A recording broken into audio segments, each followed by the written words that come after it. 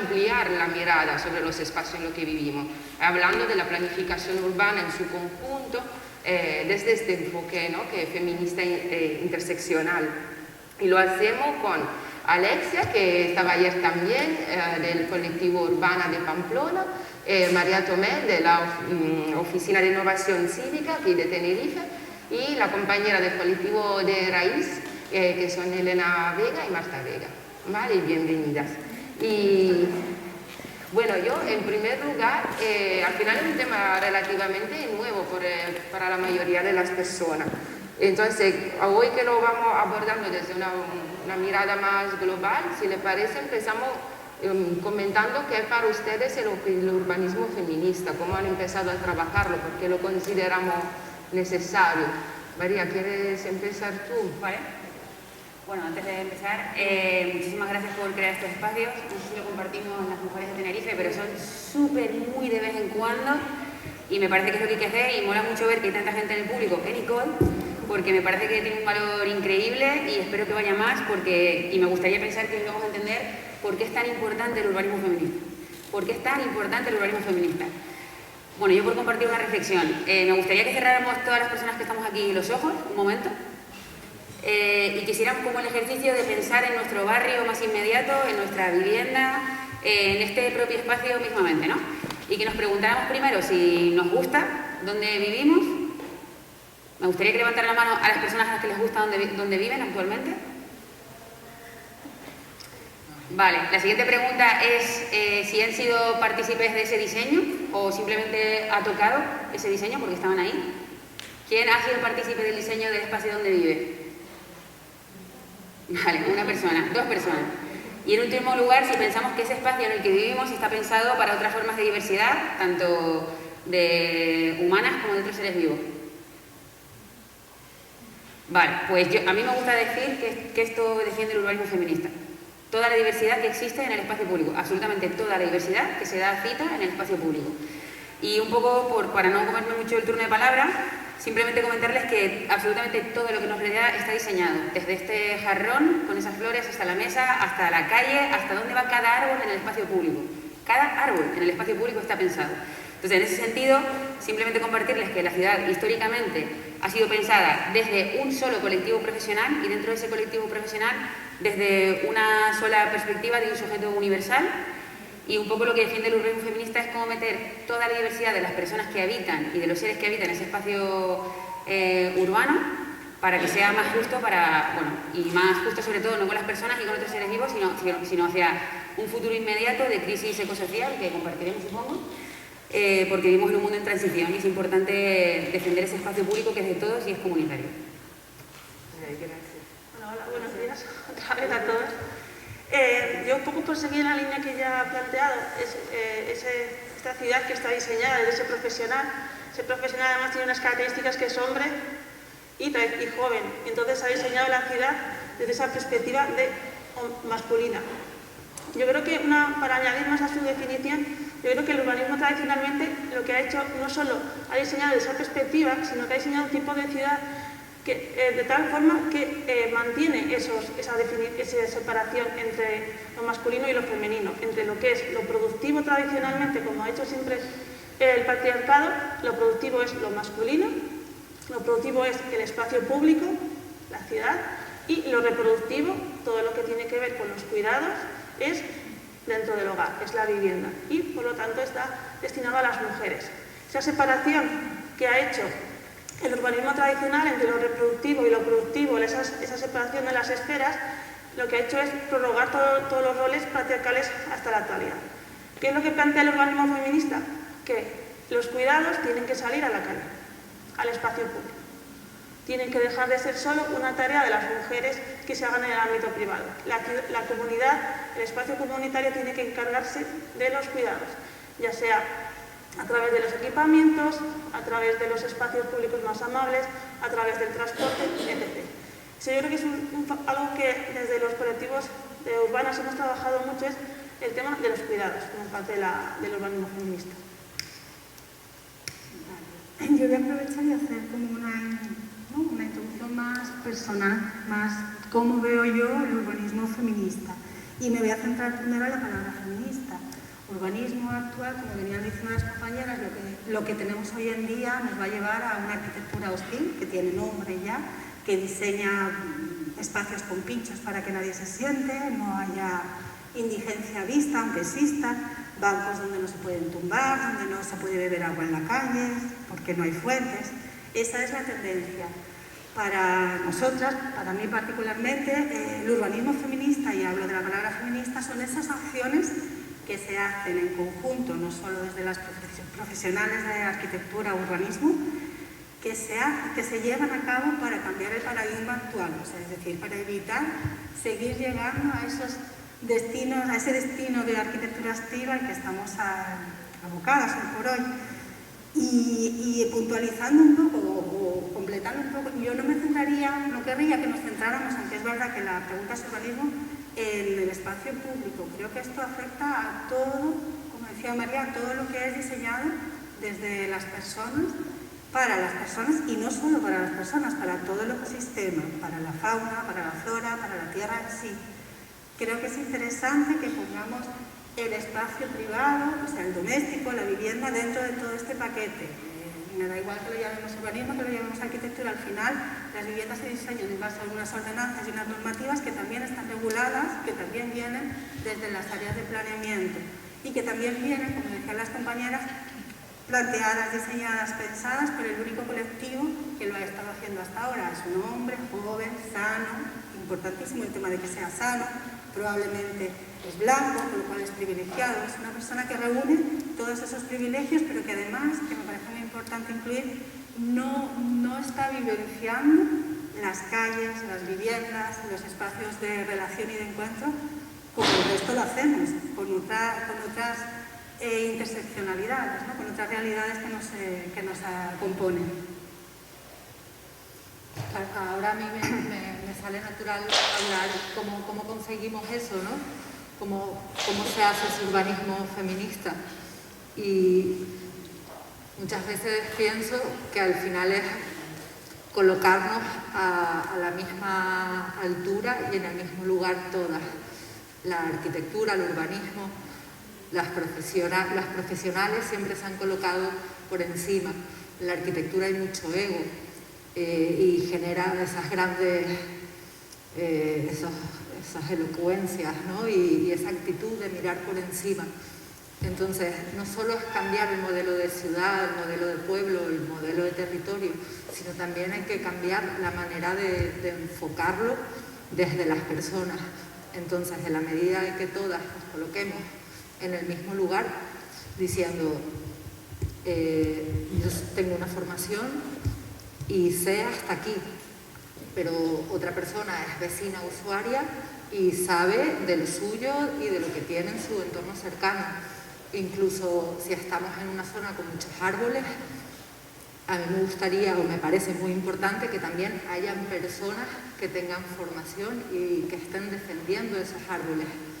Es decir, que cada una sabe hasta dónde sabe y ninguna persona es capaz, aunque lo sienta así, de ponerse en el lugar de absolutamente todas las formas de vida y de todas las personas que están habitando un lugar. Es imposible. Aunque yo quiera hacer urbanismo feminista y pensar en cómo lo haría una niña, en cómo lo haría un señor súper mayor que le cuesta un poquito caminar, que le voy a poner una fuente para que los perros puedan beber agua. Se me están escapando cosas, porque no tenemos esa capacidad. Seríamos súper mujeres, vamos, súper woman, ¿no? Entonces, es cuando todas nos colocamos en un círculo e involucramos a la mayor diversidad posible desde la toma de decisiones. Y eso es humildad. Desde la humildad de decir, yo sé, sí, yo sé, pero yo sé hasta aquí y no me puedo poner en tu piel y no sé cómo tú estás viviendo esto. Y entonces creo que desde ahí se empieza a construir el urbanismo feminista. Me hizo sonreír cuando decías que en la arquitectura hay mucho ego, por ejemplo en Italia, en mi país, se habla mucho de arquistar, ¿no? O sea, de estos arquitectos que se han vuelto como estrellas de Hollywood, ¿no? Que diseñan esta cosa gigante, súper guapa, pero que no están hechas para la vida, ¿no? O sea, creando una serie de problemas luego en el medio y largo plazo, ¿no? Y claro, efectivamente creo que la característica esencial luego del urbanismo feminista, que no es tener un objetivo distinto final, es una forma de trabajo completamente distinta, que va estrictamente de la mano de la participación y del trabajo con y desde las comunidades, ¿no? Y luego, bueno, como que ya desde el principio han puesto sobre la mesa el tema de los cuidados, me gustaría preguntarle un poco, hace poco que hemos vivido el confinamiento, ¿no? Se ha hablado mucho de cuidado, de crisis de los cuidados, de la forma de vivir en su espacio público y también en su espacio privado, como justamente hemos dicho, ¿no? El urbanismo no es solo espacio público, también es cómo se organiza la vivienda. Y por ejemplo, durante el confinamiento yo pensaba este lema, ¿no? Quédate en casa, viendo esta casa tan bonita, llena de luz, donde disfrutamos del tiempo, pues en realidad cuánto es clasista este lema, porque no toda la persona tenemos acceso a una vivienda digna y adecuada. Y un poco nos hemos olvidado cómo ha sido un problema estar encerrado en una vivienda para muchas personas.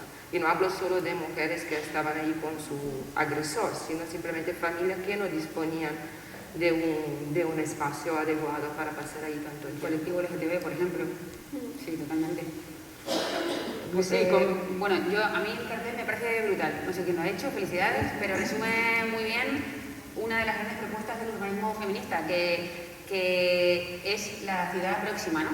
En París, por ejemplo, para que sepan un poco el contexto urbano al que se está enfrentando el mundo actualmente, son como un poco el Adalid de la ciudad de 15 minutos que llaman, que además tiene un autor específicamente, y yo creo que el urbanismo feminista además tenemos que defenderlo. No ha sido un tío el que ha dicho que esta ciudad tiene que ser así. Han sido un montón de mujeres economistas, antropólogas, sociólogas, vecinas, mujeres maltratadas que han dicho no, la ciudad tiene que ser próxima porque tiene que ser segura. No voy a entrar ahí porque ese fue el tema del día anterior, pero en el confinamiento eso fue tan obvio que este probablemente sea el proyecto más exitoso de urbanismo en la actualidad, la ciudad de 15 minutos de París. Creo que tenemos que defenderlo. Creo que tenemos que decir, no, esto no es París, esto han sido un montón de urbanistas, antropólogas, lo que estaba contando, ¿no? Entonces, en el confinamiento, a mí la pregunta clave, me parece fundamental, es entender qué hubiera pasado si en lugar de la unidad de confinamiento haber sido la vivienda, que violentaba a un montón de personas, una cárcel en sí misma para mujeres, para niñas, para personas LGBT, para animales, para, bueno, en fin, todo el colectivo de personas vulnerables. ¿Qué hubiera pasado si la unidad de confinamiento hubiera sido el barrio? ¿Qué hubiera pasado si hubiéramos sido valientes y nos hubiéramos puesto a experimentar y a decir, no, confinamos por barrio y hacemos grupos burbuja por barrio, con lo que todo eso conlleva? Es cierto que habrá gente que enferme, pero es que, ostras, es que hay gente que ha sufrido violencia directa y sistémica en las viviendas. Violencia directa por personas cercanas y violencia sistémica porque mi vivienda no ventila. No ventila, no hay luz natural, hay humedades, una serie de cuestiones que creo que son fundamentales y que se han olvidado. Entonces, creo que esta parte es un poco lo que contaba Elena, ¿no? El urbanismo a lo mejor es una palabra un poco abstracta y a lo mejor es más interesante hablar como del diseño del espacio de juego que nos ha tocado jugar, que es el contexto 100% y con idénticas cuestiones en el mundo digital, que sigue siendo un espacio público, un espacio comunitario y un espacio privado. No voy a entrar ahí. Pero creo que el confinamiento ha sido como un espejo brutal que llevaban avisando muchísimas mujeres históricamente sobre este tema. Y el cartel me parece redondo porque lo sintetiza. Sí. Yo el confinamiento en el colectivo Urbanas nos pilló además justo, que luego lo presentaremos, estábamos en la mitad de un proyecto que era sobre vivienda. O sea, nosotros ya llevábamos un tiempo queriendo trabajar la vivienda, pero queriendo trabajar la vivienda sobre las personas, desde la perspectiva de las personas que la viven, porque ya habíamos hecho un proyecto hace años, pero desde la perspectiva de las personas que construyen y diseñan la vivienda, que son dos, aunque las personas que las construyen evidentemente también viven las viviendas, pero es otra perspectiva diferente.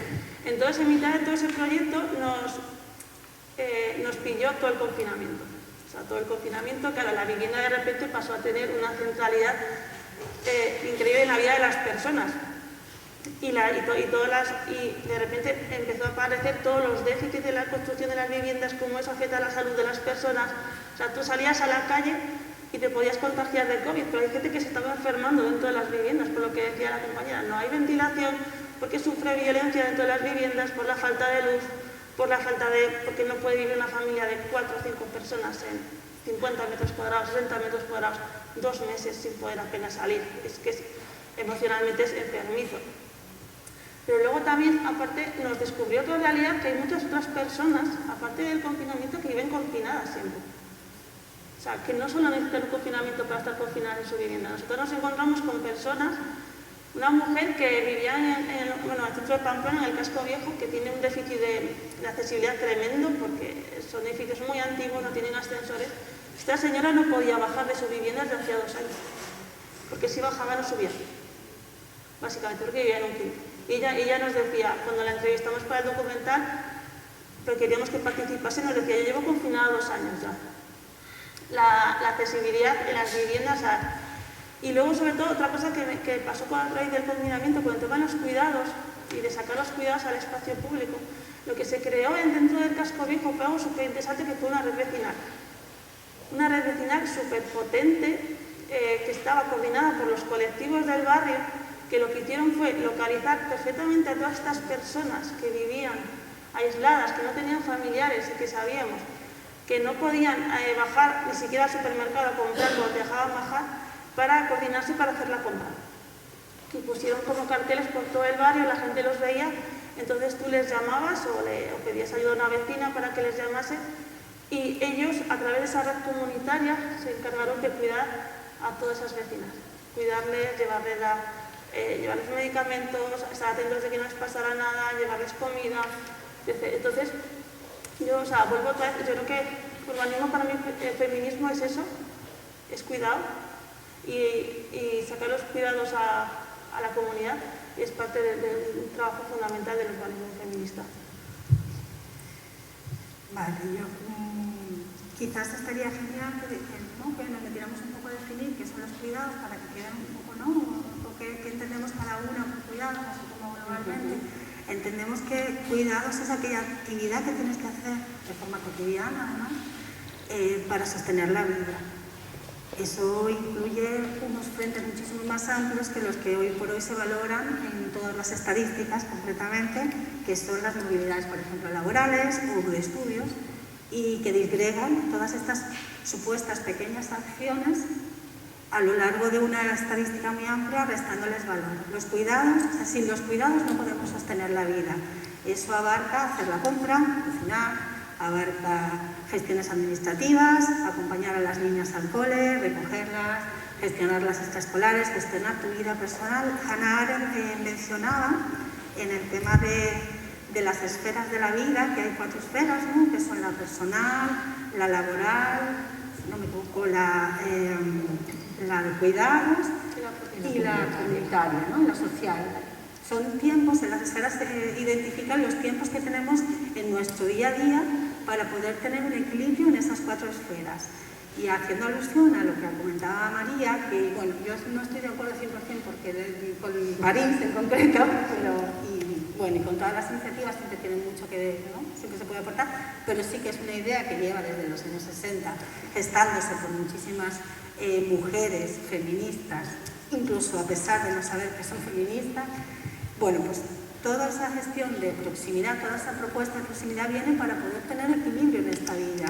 Nosotras hablamos de tiempo, no puedes gestionar tu día a día si tienes que recorrer sin vehículo privado, al que las mujeres tenemos menos acceso por estadística, recorrer kilómetros para ir a tu centro laboral con un horario que además no te está respetando ni te está entendiendo, para poder gestionar la compra, tener la comida, tener dependencias, sean infancias o sean adultas, y que suele además caer siempre todo.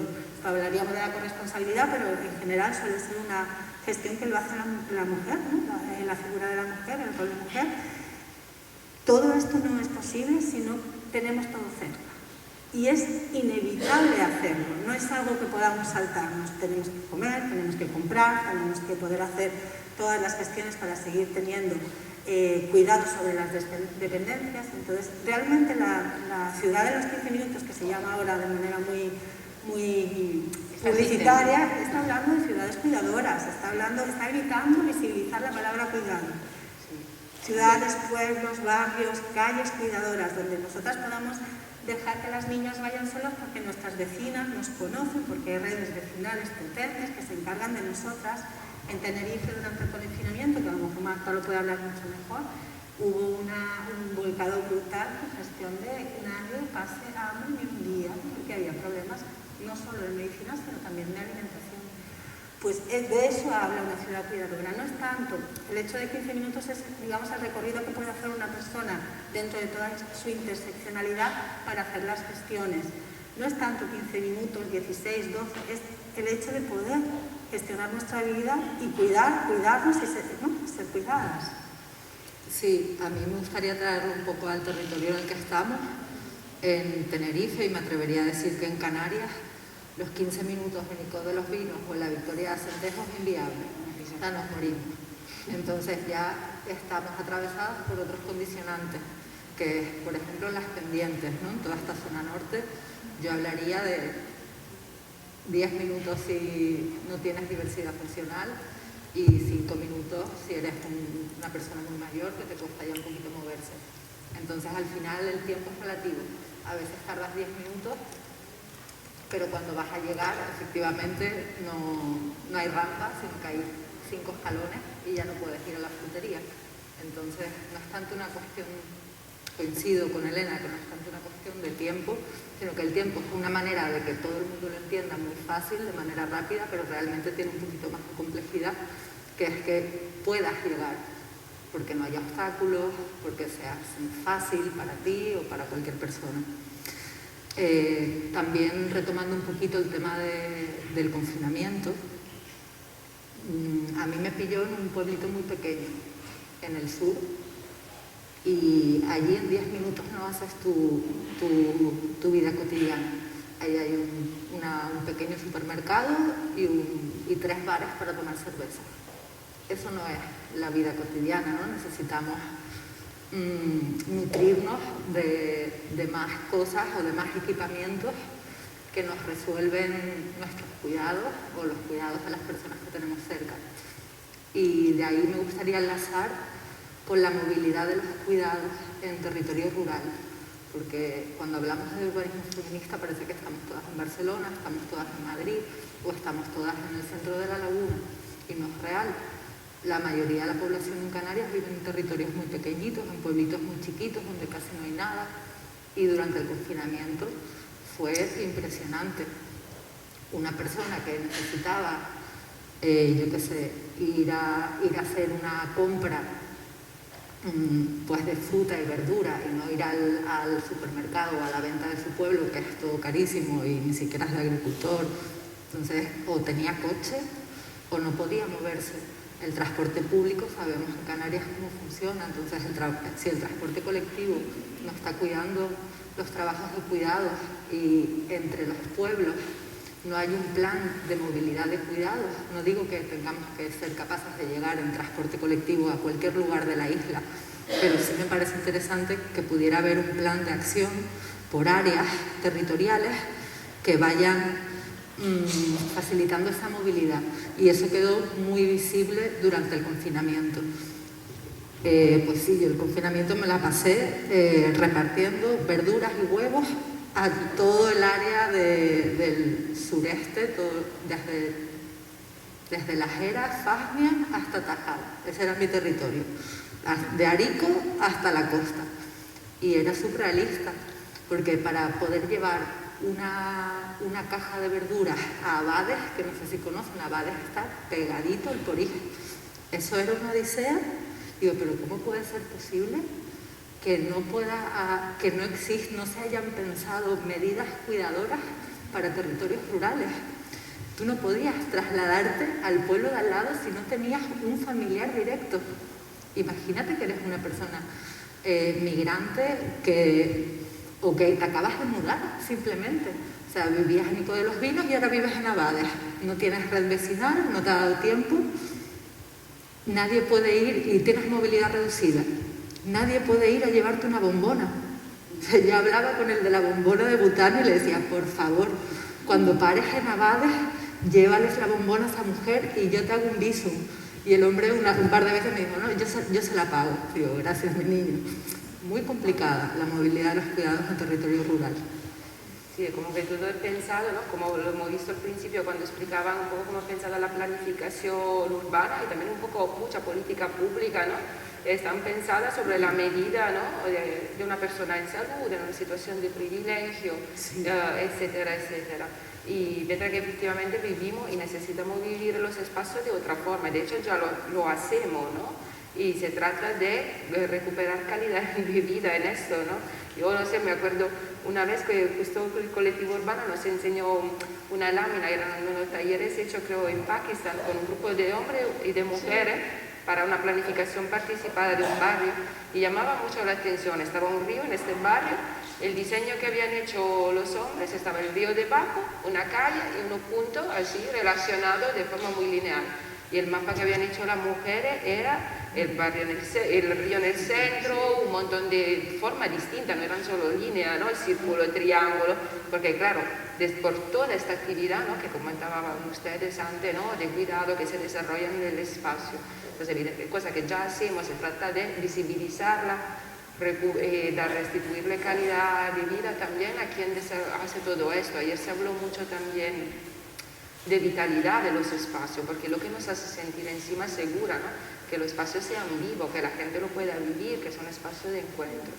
Entonces me gustaría que pudieran hablar un poco, por ejemplo, de su proyecto, de alguna experiencia, porque luego no sé si quieren hablar de alguna experiencia que han tenido. Yo con el tema de la movilidad que estábamos hablando ahora y eso, o sea, yo aparte de trabajar en el colectivo Urbanas, pues durante 4 años estuve trabajando en el Ayuntamiento de Pamplona como responsable de movilidad del Ayuntamiento. Entonces, estábamos haciendo la planificación de movilidad de todas las infraestructuras ciclistas, porque Pamplona es una ciudad, tiene algún desnivel, está muy bien comunicada con ascensores, esos niveles, pero luego es llana, y entonces es una ciudad que puede tener 200.000 habitantes, tampoco es una ciudad muy grande, muy abarcable desde la bici. Entonces estábamos haciendo todo el diseño de las infraestructuras ciclistas, el plan de ciclabilidad de la ciudad. Entonces vino la consultora que habíamos encargado y me dice, tú cuando diseñas un plan de infraestructura ciclista, pues hay como 2 dimensiones, ¿no? sobre lo que se planifica, que es lo que ellos llaman la movilidad obligada y la movilidad no obligada, ¿no? Entonces, normalmente la planificación de los autobuses, el transporte público está hecho sobre esos 2 criterios, lo que se considera movilidad obligada y lo que no. La movilidad obligada básicamente es todo el tema laboral y los estudios, esas 2 cosas, ¿no? Entonces, todas las infraestructuras que tienen que ver con lo laboral y con los estudios están bien comunicadas porque se planifica sobre ellas, y luego está el resto de cosas que se consideran ocio. Claro, yo les dije en esa reunión, claro, yo tengo que llevar a un niño enfermo a las 11 de la mañana al médico y eso es como ir a cambiar la falda al Zara. O sea, aproximadamente lo habéis puesto todo en el mismo saco. Llenar la nevera de comida e ir a tomar un pincho a un bar en Pamplona. O sea, no puede estar todo en el mismo saco. O sea, algo estamos haciendo mal con la movilidad y con la planificación. Entonces, el plan de ciclabilidad ahora mismo no está activo porque se perdieron las elecciones, las siguientes y lo han guardado, pero ese plan de ciclabilidad tiene un cambio de definición de la movilidad obligada, ¿no? Entonces, ese plan de ciclabilidad se ha hecho en base a que la movilidad obligada es todas aquellas movilidades que son necesarias para el sostenimiento de la vida. Toda. Entonces, tú cuando haces un plano con esa nueva definición de la movilidad obligada, de repente en ese plano aparecen un montón de equipamientos que antes no estaban. De repente aparecen los centros de salud, de repente aparecen los centros sociales, de repente aparecen un montón de infraestructuras mal comunicadas y un montón de deficiencias en la planificación de la movilidad urbana, simplemente porque hay una definición que está hecha sobre un usuario único, como nada más antes, hombre, sano, joven, que no necesita determinados equipamientos para vivir. Entonces yo creo que una cosa importante, sobre todo para la gente que trabaja en la administración y todo el tema de la planificación, es revisemos desde dónde planificamos, sobre qué definiciones, sobre qué conceptos, traídos desde muy atrás de unas visiones que ya no valen, y vamos a cambiarlo, porque una vez que cambian esas definiciones, de repente los planos se amplían un montón. O sea, el urbanismo feminista para mí es ampliar la visión. Es como el plano ese que dibujaba en el taller participativo. Tienes una visión, que es la del urbanismo, y luego de repente cambian las mujeres y amplía. Pues es eso. Y, por ejemplo, eran recorridos vitales, ¿no? No eran lineales, ¿no? Por ejemplo, lo que predominaba era el círculo. Eso era súper interesante, ¿no? Porque justamente no es este desplazamiento, ¿no? De fuera o dentro del pueblo, de la ciudad, para ir a trabajar y volver. Que todo lo que ocurre ahí dentro, ¿no? En círculo concéntrico de haciendo todo esto. Sí, ya empiezan a haber datos muy interesantes que no son personas que piensan las movilidades, sino que simplemente cogen nuestras movilidades basadas en nuestro teléfono móvil. Y les recomiendo que miren esos datos los meses de confinamiento y empiezan a aparecer las movilidades que sostienen los cuidados esenciales, ¿no? Y cómo cada personita con su móvil entra y sale, incluso también el tema de censos, ¿no? El censo de un municipio deja fuera a personas que no están empadronadas, que no tienen papeles, que viven en situación pues muy vulnerable, y el tema de que todas tengamos un teléfono móvil en el bolsillo nos está empezando a dar datos muchísimo más realistas. Entonces, cada día soy más fan de los datos y del teléfono en el bolsillo, aunque suene un poco loco, pero nos está dando información mucho más veraz de cómo nos movemos realmente a estudios y informes basados en filtros pues que a lo mejor no son cuidadores. A mí me gustaba la temática que había sacado de las vías y claves, porque hay experiencias súper interesantes ahora, que no es tanto que también la movilidad cuidadora, la movilidad de cuidados que se ha tenido en cuenta, que por supuesto es primordial, sino también la realidad de cada una. No es lo mismo ir en bici siendo infancia, siendo no binaria, siendo mujer, ¿no? La percepción de seguridad, la percepción de respeto, los ritmos, teniendo alguna diversidad intelectual. Si todo eso está dentro de la misma conversación, esa planificación, como decías tú, pues abarca un nuevo paradigma, una nueva realidad, y es el hecho de que las ciudades puedan ser, o los barrios o los pueblos, puedan ser recorridos en bici, patineta. O sea, que no deja de hablar de privilegios, porque es que tiene acceso a bicis y demás, pero sí que está cada vez sumando más y más gente. Me parecía muy interesante comentarlo. Bueno, por si acaso, yo no soy fan de la ciudad de 15 minutos, por si acaso.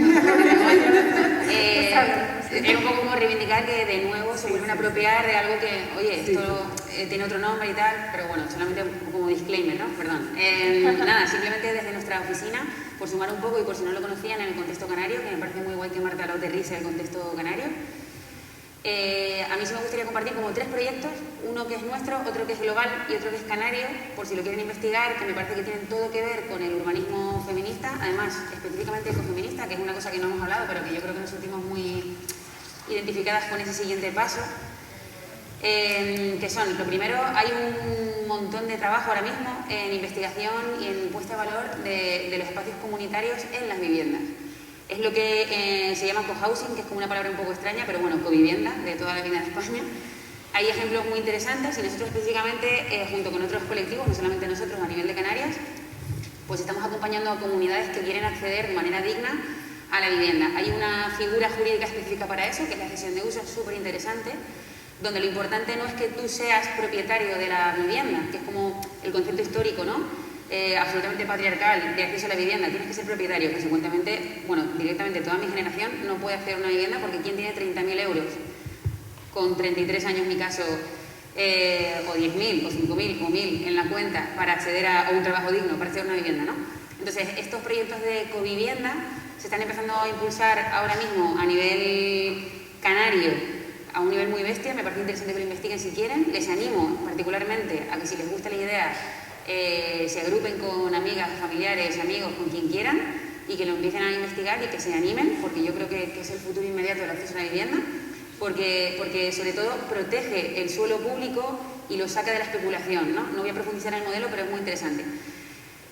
El segundo proyecto que no es un proyecto, es un enfoque, es la economía social y solidaria. Me parece que si no conocen esto, tienen que conocerlo. O sea, para el urbanismo feminista es absolutamente fundamental la economía.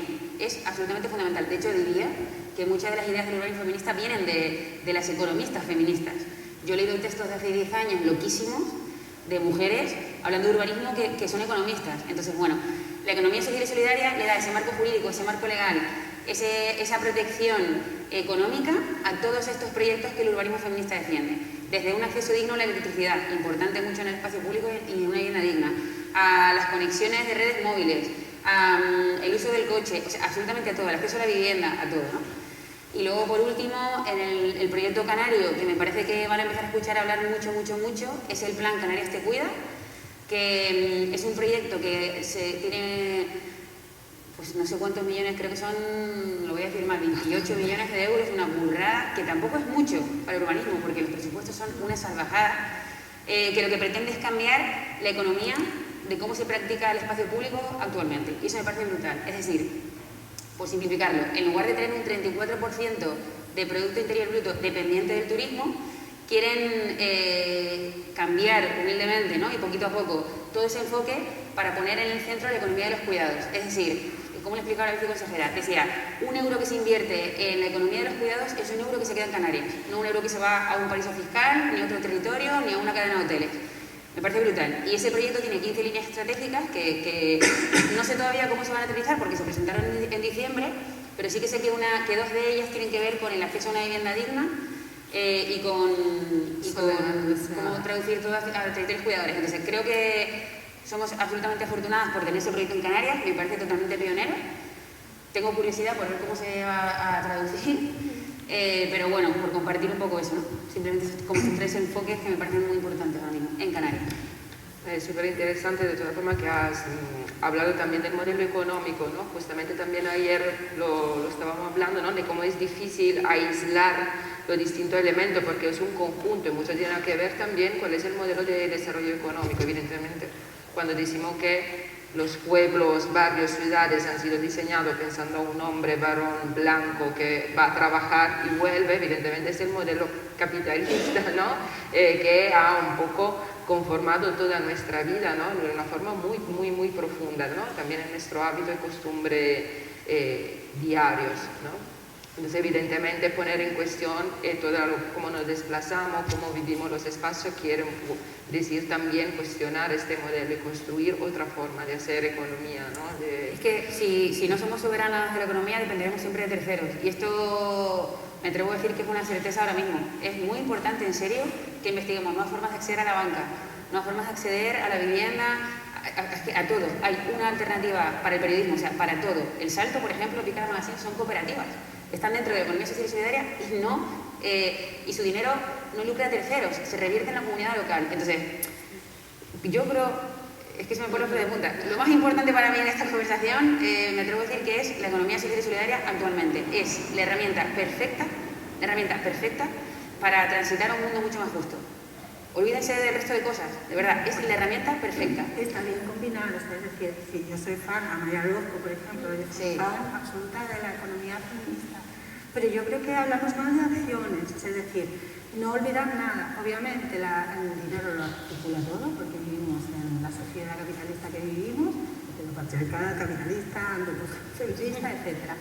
Pero sí que es verdad que si dejamos todo en manos de economistas tampoco funcionaría. Yo creo que es una articulación de todas, centrando objetivos, que la economía se centra en los cuidados, como dices María, es brutal, es una cosa esencial. Pero también el conocimiento es la que forma base, por eso la sociología, hablábamos antes, es fundamental que esté en absolutamente todo, porque son las superwoman, como decía Marta antes, de los datos, ¿no? O sea, nosotras estamos súper enloquecidas con proyectos que estamos haciendo con datos, la base de datos para el municipio de La Laguna con perspectiva de género, pero llegando más allá, o sea, con todo el conocimiento, por ejemplo, comentaba antes Marta, la soledad no deseada, hay un estudio súper interesante y que ya con el nombre está visibilizando una realidad que es cierto que está centralizado en el municipio de La Laguna, que no deja de ser un metropolitano, pero sí que es un paso. Y eso lo que decía de articulación, combinando, ¿no?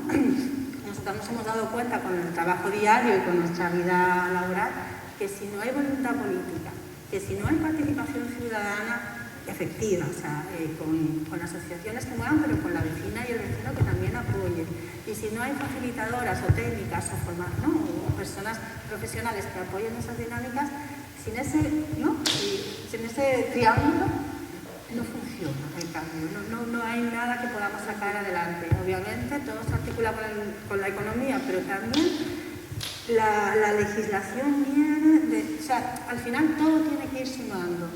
Y las referencias de las geógrafas, de las ecologistas, de las urbanistas, de las arquitectas, de las vecinas, ya no eran ninguna de esos perfiles y removió muy lejos de aquí, y removió muchísimo. Movimientos como hay aquí, está el grupo, creo que era de Gran Canaria, Precaristas, un grupo de vecinas y vecinas con exclusión social, con riesgo de exclusión social, que se juntan en un sindicato de vivienda para sacar adelante el proyecto de ocupación porque no tienen derecho a acceso directo a la vivienda, por ejemplo. Esos son fundamentales. Igual sí me parece interesante y creo que tiene más que ver lo que hablan ustedes de lo que pueda parecer al final. Muchas veces cuando hablamos de urbanismo feminista tenemos claro que necesitamos profesionales técnicas que puedan ser geógrafas, arquitectas, urbanistas, sociólogas y ciudadanía, ¿no? Y me parece muy potente que estemos sacando a la mesa otros factores que son también muy importantes como la economía y la voluntad política.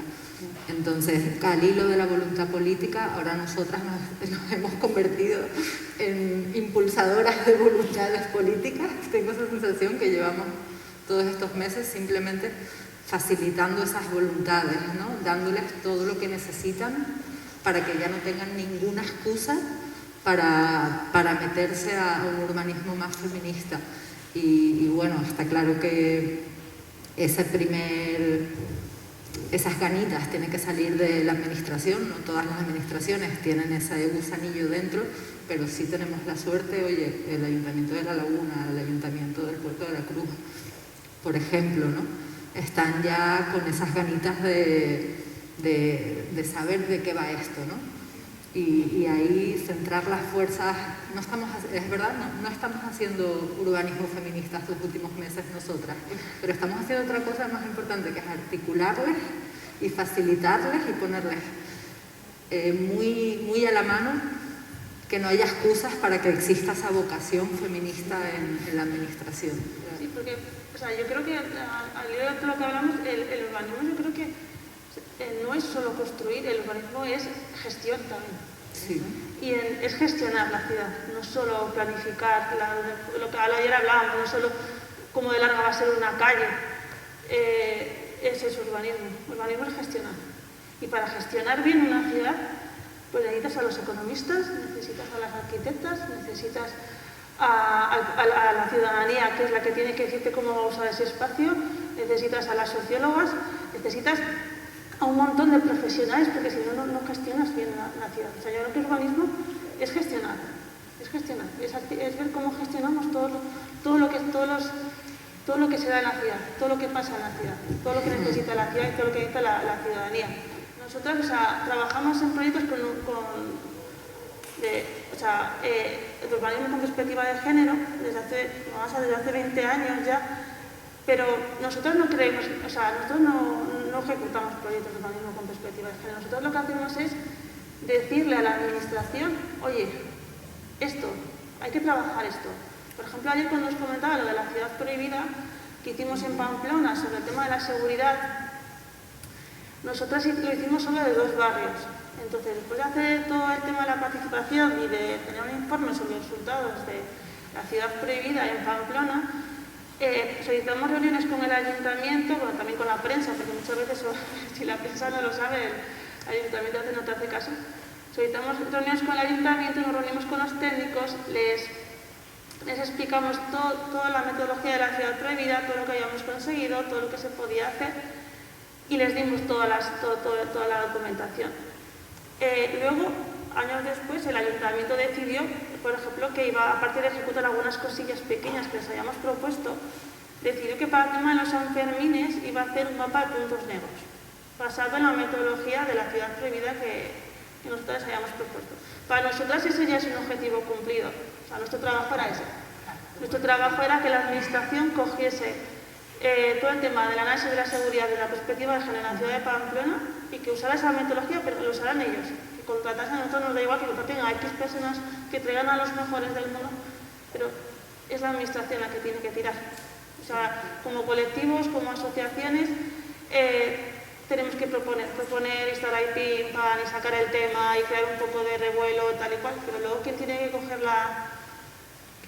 el relevo es la administración, si no, nunca desde los colectivos no vamos a conseguir más que generar un poco de conciencia en la población. ¿Quería comentar algo, Mari? Nada, que nosotros, por ejemplo, comentaba antes lo de la economía social y solidaria, no como solución, sino como herramienta. Y voy a poner un ejemplo específico. Hicimos una investigación, un proyecto que se llamaba La Laguna Cuida, que investigaba la situación de las personas que reciben cuidados en casa y la situación de las mujeres que van a cuidar las casas. Es un proyecto súper personal que no se puede publicar porque son situaciones muy duras, ¿no? Y de nuevo volvíamos igual que con el cohousing y con la covivienda, a las mismas esquinas del sistema. Lo potente es que las personas que están ejerciendo esos cuidados no son soberanas. Y este concepto es brutal. El urbanismo feminista defiende la soberanía del espacio público, ¿no? Relacionado con el derecho a la ciudad. Si yo soy soberana de las decisiones del espacio público, consecuentemente tengo derecho a la ciudad. Entonces, la economía social y solidaria da esa soberanía. En este caso, en el urbanismo. ¿Por qué da esa soberanía? ¿Cuál es la diferencia entre las Kellys y las mujeres que limpian a domicilio? La diferencia es que las Kellys se encuentran en ese espacio público que es, por ejemplo, el hotel. Las mujeres que limpian en hogares no se encuentran, consecuentemente no se pueden organizar. Entonces, esto es un matiz muy, a mi modo de ver, muy interesante, porque las Kellys, cuando hablas con ellas, trabajas con ellas, dicen, es que necesitamos ser soberanas, por lo menos, para que nosotras decidamos qué queremos hacer con nuestro trabajo.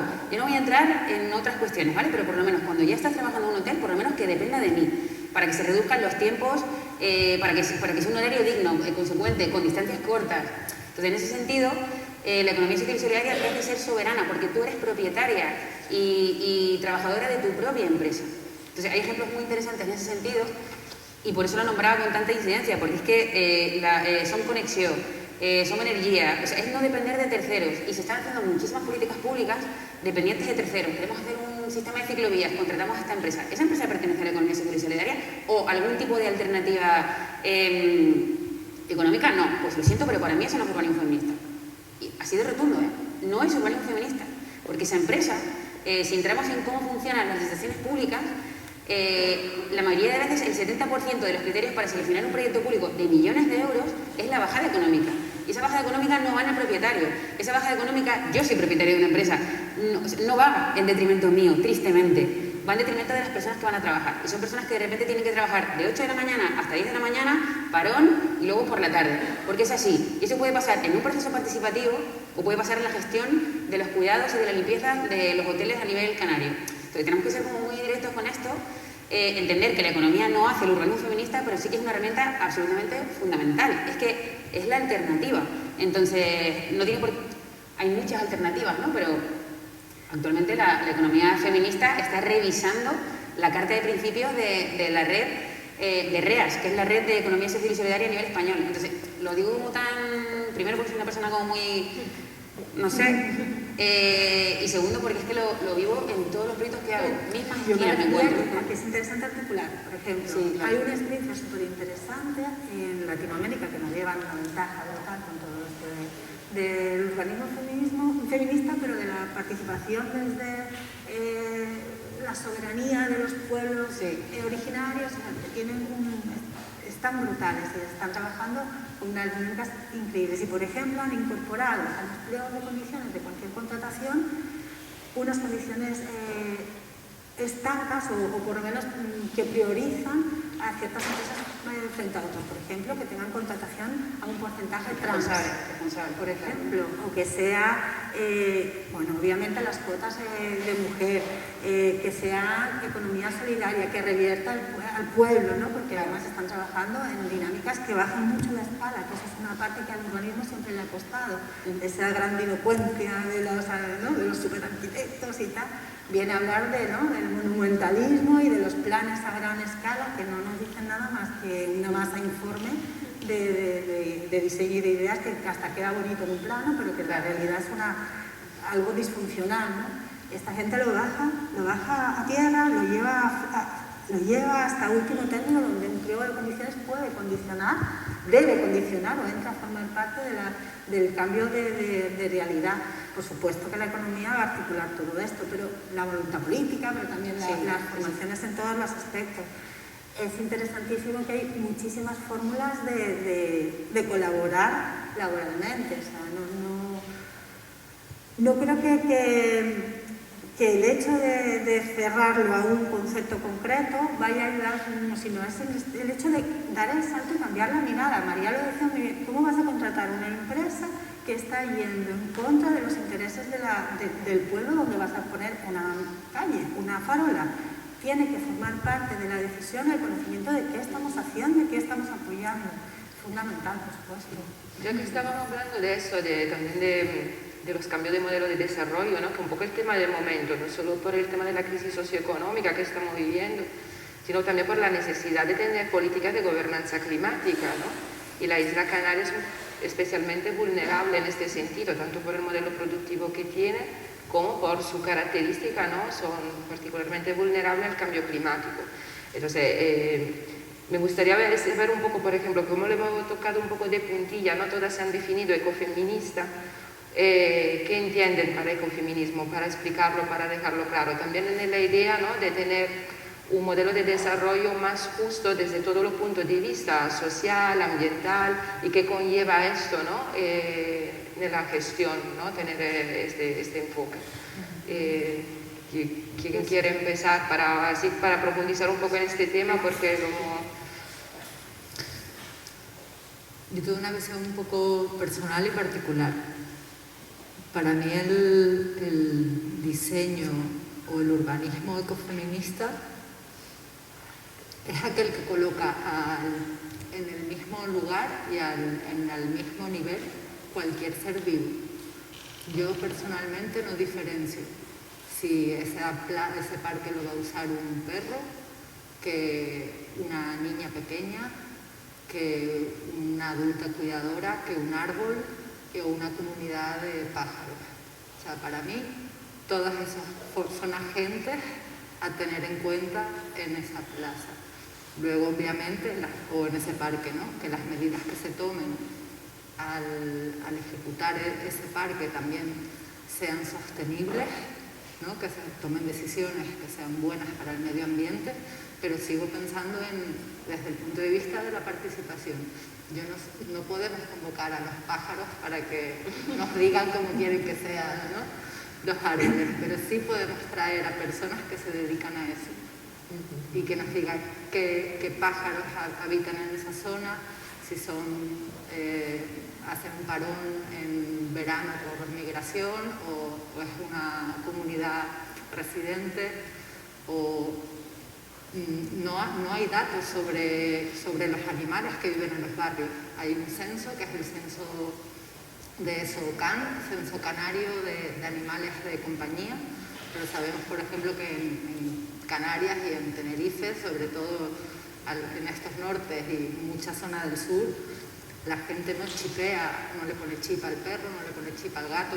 Entonces, a mí me gusta saber si en este barrio necesitan un parque para perros, quién lo va a usar, si son perros grandes, si son perros pequeños, porque eso también son cuidados.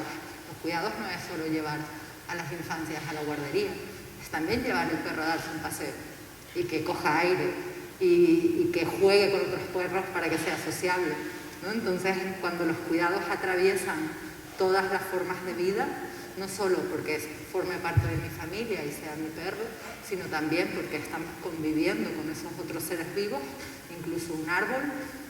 No me gusta verlo como un elemento de mobiliario urbano que da sombra.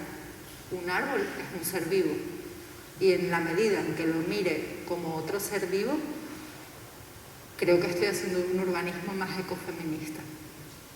Justo hace poco estaba en una clase en la que se hablaba de proceso participativo que se hace en el proyecto de agroecología, ¿no? Y una chica preguntó cómo podíamos involucrar el punto de vista de la flora y de la fauna en el proceso participativo. Una propuesta muy interesante y muy realística, ¿no? Y es súper interesante esta perspectiva, ¿no? Estamos en un proceso participativo, por ejemplo, y bueno, ¿qué te parece, en tu opinión, que necesita este árbol, ¿no? O este espacio verde? ¿Cómo podríamos seguir, ¿no? Cuidándolo, ampliándolo? Sí, a mí ese es el punto que has comentado ahora de la participación y todo el tema del ecologismo y de la sostenibilidad. siempre cuando estaba en el Ayuntamiento de Pamplona siempre nos causaba como, o sea, no sé si una cierta fricción, quizás, ¿no? Porque, o sea, el área de movilidad estaba dentro del área de medio ambiente. Entonces, claro, nosotros a veces cuando proponíamos una intervención en la ciudad, pues evidentemente pues, la directora de medio ambiente es una bióloga de Pamplona, o sea, Camino Jasso, súper conocida en Pamplona, súper activista, o sea, tenía...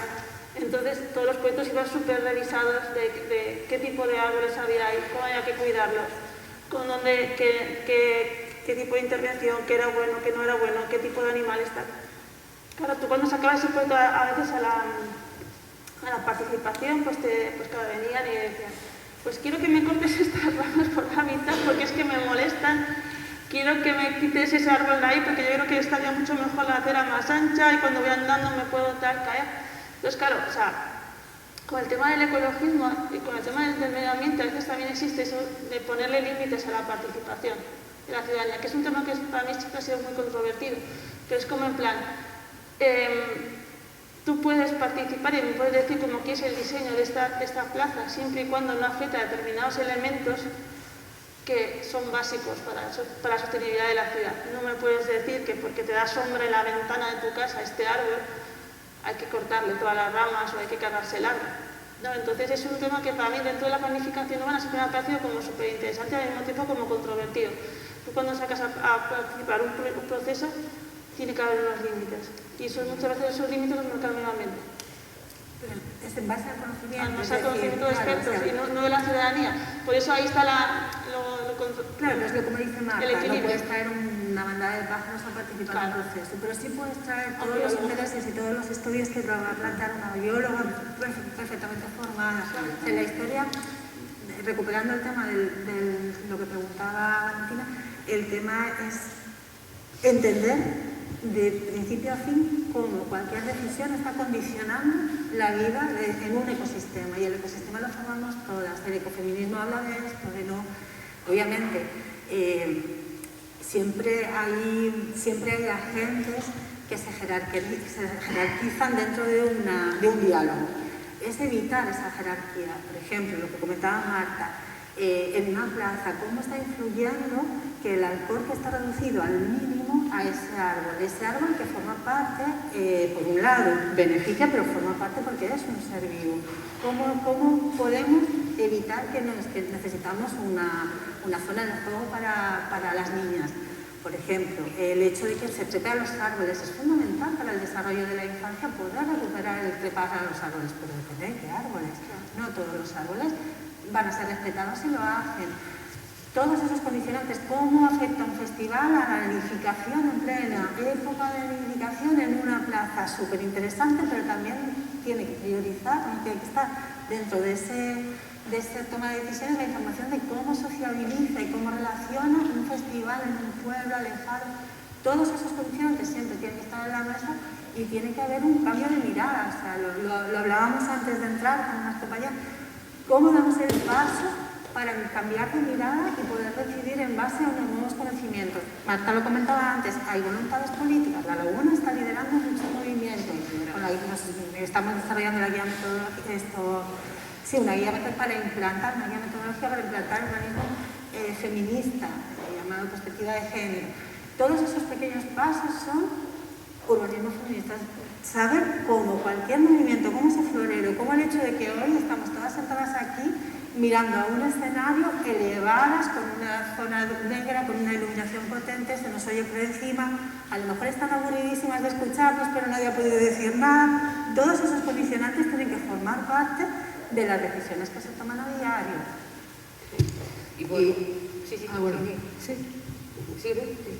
Siguiendo un poco el hilo ese, ¿no? de que invitamos a la comunidad, pero y nos pasa un montón. Aquí pasa mucho con los aparcamientos. Es como, quítame los laureles de Indias que me ensucian el coche. Es así, en tu barrio, en el barrio de María, me pasa mucho. O ahora trabajando con Elena, la gente quiere policía. Entonces, policía. ¿cuál es la pregunta que yo me hago para sentirme tranquila y no controvertida, ¿no? Es esas personas se creen o piensan que saben la solución concreta a su problema, pero realmente lo que necesitan no es policía. Lo que necesitan es un espacio donde se sientan tranquilas y seguras. Y lo que necesitan no es que se quite el árbol porque le ensucia el coche. Lo que necesitan es aparcar su coche y por la mañana que esté limpio.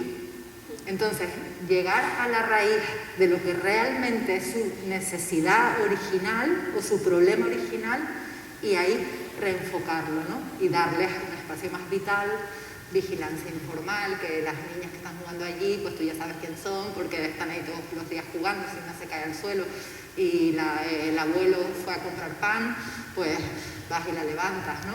Entonces, ahí nosotras somos articuladoras de esas voluntades, ¿no? Como dicen ustedes, desde ese conocimiento. En alusión a lo del tema de lo del coche, ¿no? Y lo del árbol, hay que cambiar esto ya. O sea, el árbol no sobra el coche, sobra la carretera y necesitamos espacio para caminar, con silla de rueda, con carrito, con bolsas, con bancos para poder caminar, pero el árbol nunca va a sobrar.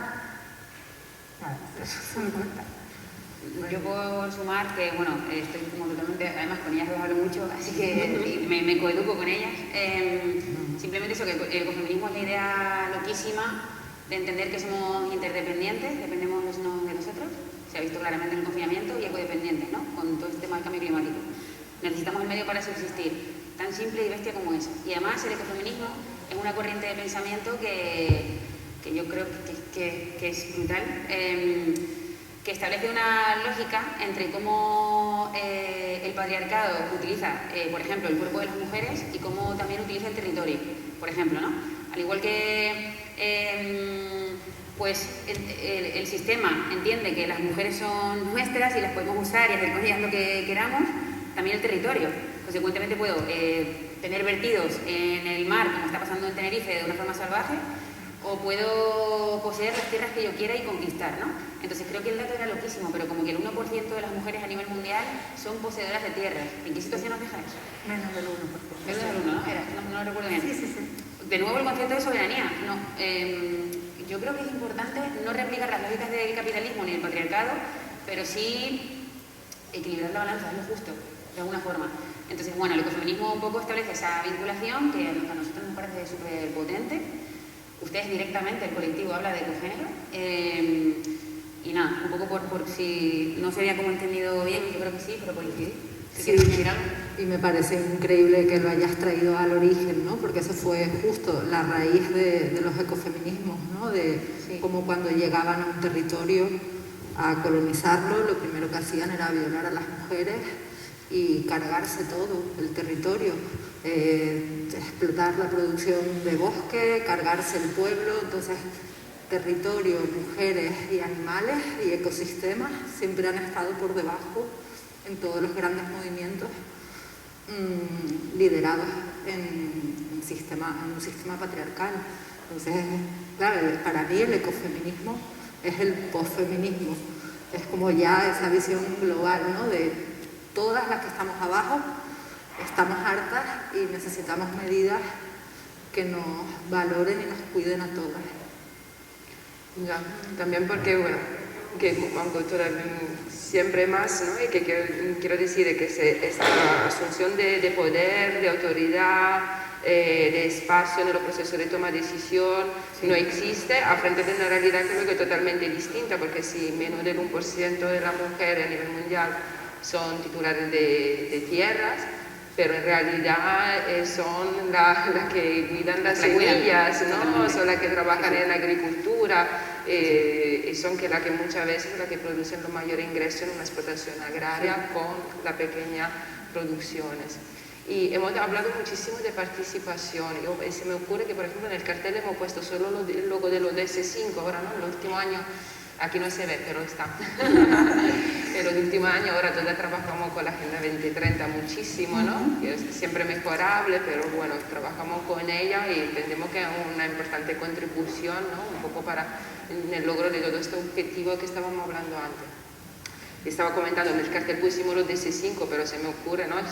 Hablando siempre más con ustedes, que hubiéramos podido poner mucho más. En primer lugar, el número 11, Comunidades de Ciudades Sostenibles, que es uno de mis preferidos porque creo que refleja un poco lo que hemos dicho. Para tener una ciudad, un asentamiento humano sostenible, se tiene que trabajar de una forma compleja y transversal en todos los ámbitos, ¿no? Desde la igualdad, reducción de desigualdades, sostenibilidad medioambiental, etcétera, etcétera. Y quería saber un poco cómo lo ven la contribución de sus proyectos del urbanismo feminista a la implementación de la Agenda 2030, si han tenido posibilidad de trabajarla. Sí, nosotros constantemente. Nos pasa una cosa que venía discutiendo con mi novia de camino. Ella es médica, pues son amigas de ustedes también, y bueno, no vamos a entrar en temas de salud, ¿no? Pero la salud comunitaria, por ejemplo, es muy interesante en temas de urbanismo, que es una cosa que estamos estudiando y tal, no sé, es muy interesante. Pero, por ejemplo, el ODS 11, ¿no? Y de nuevo el cartel, porque me parece que es muy chulo que lo tengan aquí porque se entiende a la perfección. Es una circunferencia, está mostrando un semicírculo. Consecuentemente hay una centralidad y una distancia igual a todas las partes de ese barrio, ¿no? Cuento esta tontería tremenda, porque no es ninguna tontería. Si el feminismo defiende la ciudad próxima, automáticamente defiende ponerse las famosas gafas violetas, para nosotras gafas verdes y violetas. Y lo que creo que se está costando entender, y ustedes están haciendo un trabajo brutal en La Laguna, es que hasta qué punto pensar en cómo planificarían las mujeres otras identidades disidentes o otras diversidades o otros colectivos vulnerables afecta de una forma directa a la ecología, pero brutal. O sea, si pensamos que la circulación en un barrio no es de mi casa al trabajo y de trabajo a mi casa, sino que hay otro tipo de movilidades diversas, automáticamente entendemos que los barrios necesitan tener diversidad de comercio. No tengo por qué ir siempre a un macrocentro comercial con mi coche y aparcar, sino que puedo tener la venta cercana. Consecuentemente, para que esa venta cercana sea sostenible, lo siento por la turra, de nuevo, economía social y solidaria, para que sea alimentación de cercanía. Una serie de cuestiones que a lo tonto, de una forma natural y muy directa, expulsan al coche, automáticamente. Porque el coche no es malo, para algunas personas es absolutamente fundamental y necesario. Lo que pasa es que creo que hay 800.000 coches, o sea, creo que hay como... El dato era que podíamos poner los coches en fila y llegar a Sevilla, solamente con los de Tenerife. Es una salvajada, hay casi más coches que personas en Tenerife. Estamos a un coche por persona. Sí, ¿no? Algo así. Que es una barbaridad. Claro, falta el dato del turismo, que es el gran dato de por qué tantos coches, ¿no? Pero bueno, si salieran todos los coches a la vez al espacio público en Tenerife no habría suficientes vías de circulación para que estuvieran a la vez, otra burrada. Entonces, el urbanismo feminista defiende, o el ecofeminista, defiende esos cambios de la ciudad próxima que afectan al 100% de cosas. Por ejemplo, otra de las cosas que defiende el urbanismo feminista es entender que el espacio de los colegios, el patio de los colegios, es el primer espacio público al que se enfrenta la infancia. Si ahí ya les estás enseñando una serie de desigualdades, pues cuando estén el día de mañana en el espacio público hostil, no sé quién lo dijo, creo que no, pues no van a tener esa mirada. Entonces, es cierto que no es tan sencillo de cambiar directamente, pero sí que es importante que todas las personas tengamos esa mirada crítica porque están diseñando por nosotras. Están diseñando por nosotras. Eso está pasando constantemente. Estamos aquí reunidos y hay gente que ya está tomando decisiones por nosotras. Entonces, bueno, creo que es como lo más... El objetivo 11 está en contacto pues con muchísimos más. Sí. Yo con ese objetivo, yo me acuerdo cuando siempre... Parece que hoy está hablando de las controversias. Cuando entré en movilidad del Ayuntamiento de Pamplona, ahí con el único objetivo vital de eliminar el coche de todos los espacios posibles.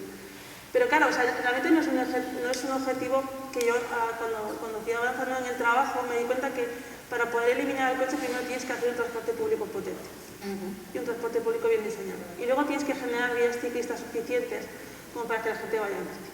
Y tienes que hacer una ciudad accesible, porque si no, lo que dejas a la gente es aislada. La gente sin posibilidad de moverse, sin posibilidad de llegar a ningún sitio. Entonces, creo que hay que hacer un trabajo, para mí, para ese objetivo, más que centrarnos en el coche. La propia Jacobs en su libro decía los coches son necesarios. Si no existiesen, tendríamos que inventarlos, porque hemos creado una ciudad que necesita el coche. Y hemos creado una ciudad, además, que no ha sabido trabajar el transporte público de una manera eficiente, de forma que los coches son completamente necesarios. Es como un círculo vicioso. No son sostenibles, no es un modelo de transporte sostenible para nada. Y se usa el término. Pero al mismo tiempo no hemos creado una alternativa a los coches en las ciudades. Para mí, para cumplir ese objetivo, la base es crear tenemos que trabajar en el transporte público, o sea, dejar de focalizarnos en el coche y en cómo lo quitamos y empezar a decir cómo generamos más espacio para el transporte público. Sí, Perdón, para el transporte público. El coche ya tiene suficiente espacio. En Tenerife tenemos ese problema concreto, hay un debate popular desinformado sobre el tema de las carreteras generales, de lo que son la autopista y de cómo implementar acciones que mejoren ese transporte. Yo vuelvo a traer la articulación de varios frentes, voy a poner esto bien pesada. No es solo evitar que el coche sea nuestra única opción para movernos. En Tenerife el transporte público es en general deficiente y bastante centralista, o sea, la movilidad es totalmente, como tú comentabas antes, del modelo de trabajo, y además van todas a la Laguna y a Santa Cruz.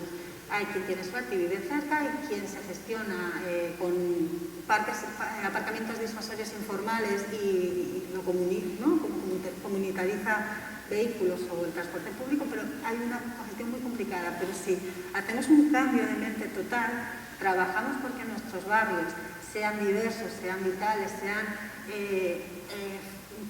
tengan fórmulas donde podamos trabajar en nuestros barrios. No estoy hablando de teletrabajo, que vuelve a discriminar quien tiene acceso a las tecnologías y quien no, y quien tiene acceso a trabajo de privilegio y quien no. Estoy hablando de que se descentralice, ¿no? El modelo de trabajo en Tenerife, concretamente en Canarias, es todos a la ciudad. Vale. Sí. Eso no funciona porque solo hay una carretera que se colapsa cada mañana y la gente utiliza hora y media para ir a trabajar, pero no pasa solo aquí. Cuando vivía en Madrid pasábamos una hora para recorrer porque se colapsan, porque cuantas más infraestructuras tengamos, más coches tenemos. Y como decía yo, no sé si junto tú y Adrián Ruiz, decía el coche muerto, es decir, no va a haber gasolina, nos pongamos como nos pongamos. Con lo cual, o cambiamos o nos vamos a poner unas infraestructuras con papá, porque realmente no vamos a poder hacer nada, pero no vamos a poder caminar. Si es cierto que hay alternativa, obviamente la guagua es un apoyo fundamental, porque no todo el mundo puede permitirse el lujo de trabajar en su zona, pero hay que cambiar el formato laboral, hay que cambiar el formato de dónde voy a comprar. Los macrocentros comerciales no se gestionan con guaguas, se gestionan con vehículo privado y aparcamientos que se vuelven inseguros porque no están pensados para todas las personas que van a llegar. O sea, es una articulación de muchos conceptos donde obviamente hay que obviar que el coche ya no es nuestra aliado. El coche está entorpeciendo nuestra vida, nos contamina. El tema de los coles, que sí que me gustaría recuperar, por ejemplo, nosotros también estamos trabajando en camiones escolares seguros y es un problema porque todo el mundo quiere, por falta de autonomía y de seguridad y de confianza, porque realmente hay como una nebulosa donde todo es peligroso, evitar la calle, pero ese miedo impuesto acaba negándonos el uso de esa calle tan nuestro, tan deseable. Y sin embargo, queremos llegar con el coche hasta la puerta del cole, dejar a nuestros niños, darles un besito y seguir. Eso convierte municipios en desesperados colapsos donde la gente no puede ser eficiente, gestionar salud comunitaria, es completamente contrario, contaminación, etc. Al final, lo que sobra aquí de siempre es el coche.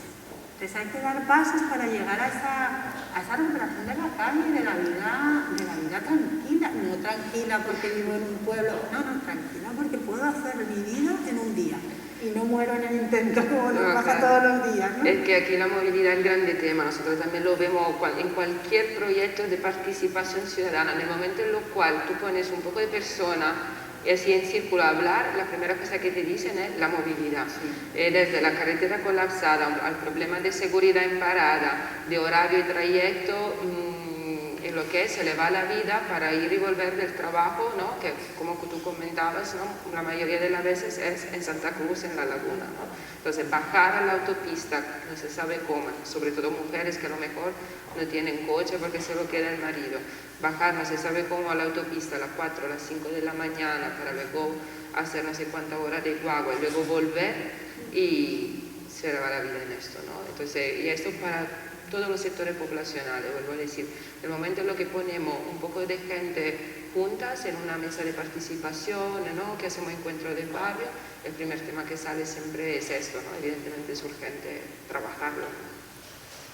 Me parece muy interesante como disparador esa expresión de no me da la vida, ¿no?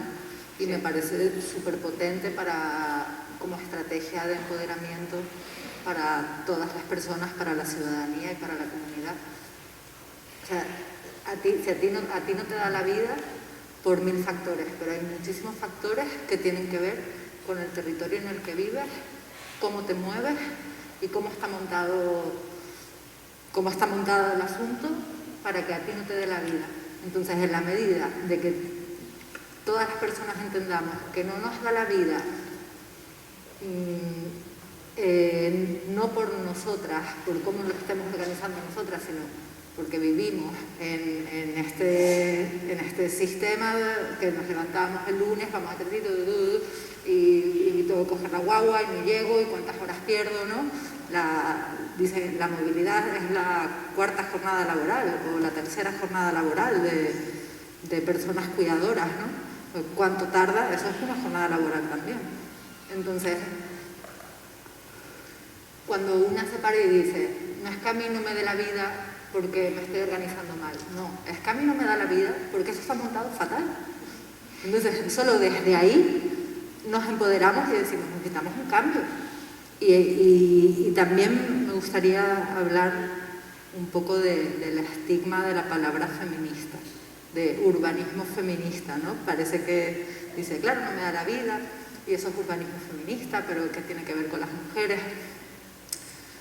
Al final estamos rememorando a todas las mujeres que han movido esta ola, ¿no? Y que han alzado la voz para decir, no me da la vida y no me da la vida por cómo está planificada la ciudad, por cómo están planificadas los equipamientos, las movilidades, el sistema productivo, porque se estén visibilizando los cuidados.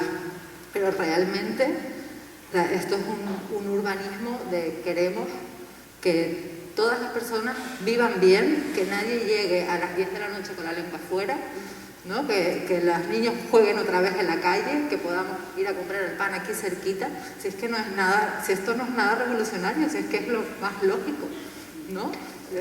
No, qué bien que haya salido esto, porque las jornadas justamente se llaman espacio con vida, ¿no? Entonces, ¿no? Y que se entiende por qué se llaman así, ¿no? Gracias a lo que estabas comentando ahora. Y bueno, yo creo que hemos dado mucha clave tanto para leer un poco los espacios en nuestra vida, cómo nos movemos entre espacio público, privado, etc. Y en cuanto a las actuaciones, me parece, ¿no? que ha quedado claro cómo esto no es posible sin participación, ¿no? Sí. Entonces, si tuviéramos que seguir un poco con la Agenda 2030, llegaríamos al año de este 16, que quizá el menos desarrollado, a veces me parece que era como aquí tenemos que poner algo de gobernanza, ¿no? Pero está un poco el menos desarrollado en meta indicador específico.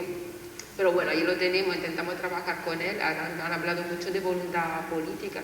Entonces quería saber un poco cómo ven este movimiento, ¿no? Tanto desde abajo, porque la idea no es activar colectivo, ¿no? Que sean conscientes de lo que viven y de lo que demandan, ¿no? Y hacerlo llegar, pero evidentemente lo que se pretende es que esté un cambio en la estructura, en el funcionamiento mismo del Estado al final, ¿no? Y entonces de la administración pública de distintos niveles.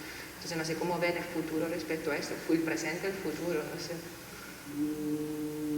Me consta, porque así lo vivo y sufro, que hay un problema brutal con la contratación pública. Antes hablamos de contratación pública responsable, ¿no? Por sin meterme ahí. No sé si va a sonar un poco a otro idioma, pero para que se sitúen con los problemas técnicos que equipos como los nuestros tienen cuando se enfrentan a hacer un proyecto social de espacio público en los ayuntamientos, lo primero es que es muy raro, ustedes son como un pulpo en un garaje en la Concejalía de Urbanismo. O sea, es la primera, o sea, nosotros... Bueno, Urbanitas en el puerto ya movió bastante, en el puerto de la Cruz. Claro, pero voy a contar por qué. A mí, yo soy urbanista, pero bueno, ya socióloga, me refiero. Es socióloga, ¿verdad? No estoy diciendo que tengamos que hacerlo los urbanistas, ¿vale? Para otro momento disclaimer, que quede claro por si acaso. Pero da la casualidad de que nos dedicamos a esto, ¿no? Estudiamos eso. Entonces, consecuentemente, nos llama mucho la atención que creo que el 100% de proyectos que hacemos, o el 90% de proyectos que hacemos, y hacemos bastantes, ninguno, todos sean de urbanismo, pero ninguno sea con la Concejalía de Urbanismo. Entonces, cuando vi que ustedes estaban haciendo un proyecto, dije, bien, ¿cómo puede ser? Pero claro, me parece el mayor logro, ¿eh? ¿Sabes por qué? ¿Cómo? Pero ¿sabes por qué? No lo sé. Porque necesitan por ley que los proyectos están evaluados por género y no saben, pues no. Y estaban desbordadas. En realidad esto tendría que haber pasado pues, cuando en 2007 empezó la ley de igualdad, porque tal y como está formulada el organismo del Parlamento Urbano en España es concepto de ley, con lo cual todas las ordenanzas provisionales de planeamiento 2007 ya es mucho retraso, pero es de obligado cumplimiento, o sea, no es interpretativo, de hecho hay derogadas bastantes normas, bastantes planeamientos, hay ejemplos donde hay problemas graves porque no llevaban al menos legitimando el documento, que ya digo, esto me muerdo la lengua según lo digo, un informe de impacto de género y de igual manera que lo tiene que llevar con un impacto ambiental.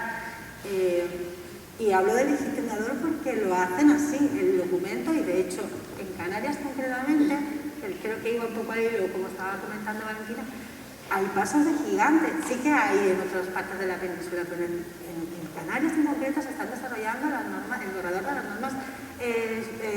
normas técnicas para el aval de la igualdad dentro del planeamiento, o sea, es un paso. Se están desarrollando, pues el equipo técnico de la laguna, de tal, está dando pasos, urbanitas en el puerto, o sea, están dando pasos para llegar. Hay una sentencia concreta que deroga una ordenanza provisional que tiene de ley porque no cumplía, porque no estaba acompañada de informe de impacto de género, no estaba atravesado por el informe de impacto de género, es decir, el documento en sí se había redactado y punto.